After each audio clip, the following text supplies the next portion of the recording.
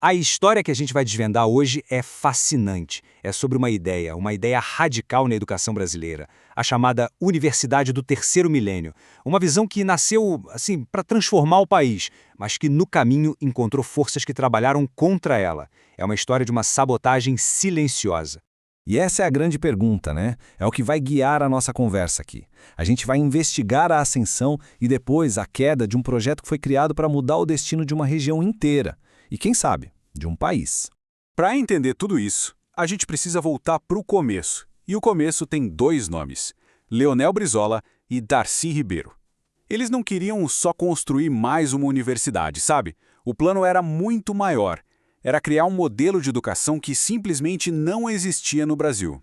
Ok, vamos entender o contexto aqui que é super importante. A ideia era implantar uma universidade de excelência no norte fluminense. Uma região historicamente marcada por muita desigualdade, por estagnação econômica, ou seja, era um desafio gigantesco. E para um desafio assim, era preciso uma solução igualmente extraordinária. E assim nasceu a UENF, a Universidade Estadual do Norte Fluminense Darcy Ribeiro. Mas olha, o UENF era muito mais que uma sigla. Ela foi pensada para ser um laboratório vivo, sabe? Um lugar para testar em tempo real um modelo que poderia literalmente reinventar o ensino superior no Brasil.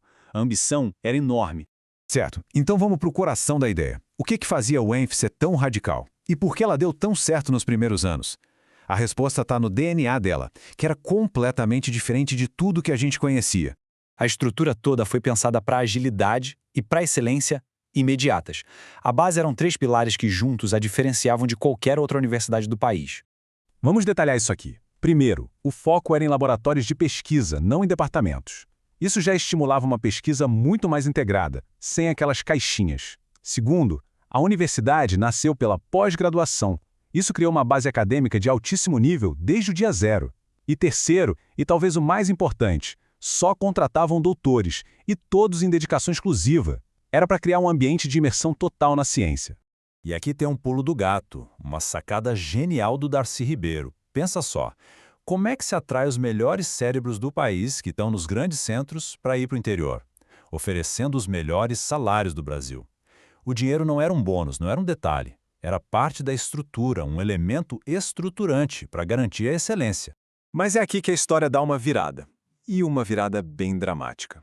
Quase 33 anos depois, a universidade hoje é uma sombra daquele conceito original. O que foi que aconteceu? Como é que um projeto tão poderoso foi sendo esvaziado? E tem um detalhe que o material de origem aponta que é muito poderoso. Parece algo pequeno, mas diz tudo. O nome original, Universidade do Terceiro Milênio, simplesmente sumiu dos documentos oficiais. É como apagar a ambição, sabe? É um símbolo muito forte de como a visão original foi sendo abandonada, quietinha, sistematicamente. E o contraste é gritante. A ideia de um polo dinâmico, transformador, virou uma adaptação meio resignada. O potencial foi sendo esvaziado e, o que é crucial, a capacidade da universidade de ser uma voz crítica na sociedade foi enfraquecida. Tá, mas por quê? O que alimentou esse declínio todo? O que estava acontecendo fora dos muros da UENF que ajudou a desmontar o projeto? A resposta, segundo a análise, tem muito a ver com a riqueza da região. Que metáfora forte, né? Oriente Médio brasileiro. Ela ajuda a explicar como os bilhões de dólares da renda do petróleo foram, na prática, capturados por interesses privados. Em vez de promover o desenvolvimento, essa dinheirama toda acabou reforçando a desigualdade. A riqueza não mudou a estrutura social. E aqui a gente chega no ponto central.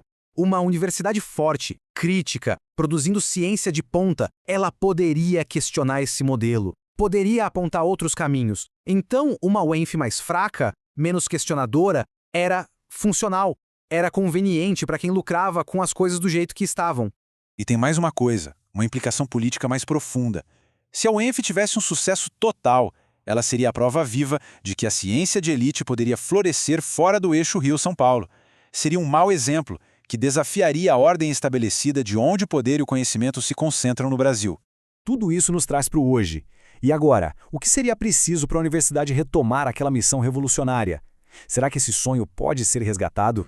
A análise aqui é bem direta. Se a sabotagem veio de fora, a reconstrução precisa necessariamente começar por dentro. A universidade agora tem que olhar para si mesma e encontrar essa força para se reinventar. E olha, os desafios internos não são pequenos, não. A fonte aponta para uma paralisia institucional, uma certa anemia intelectual e até um empreendedorismo superficial que, na prática, é só baixar as expectativas e chamar isso de inovação. É duro. E a gente termina com essa pergunta, que fica no ar. É possível resgatar o sonho de Darcy Ribeiro ou a utopia se perdeu para sempre? É uma reflexão não só sobre a UNF, mas sobre a capacidade de grandes projetos transformadores sobreviverem no Brasil. Uma utopia pode ser resgatada ou, uma vez que ela é sabotada, ela desaparece? A questão continua em aberto.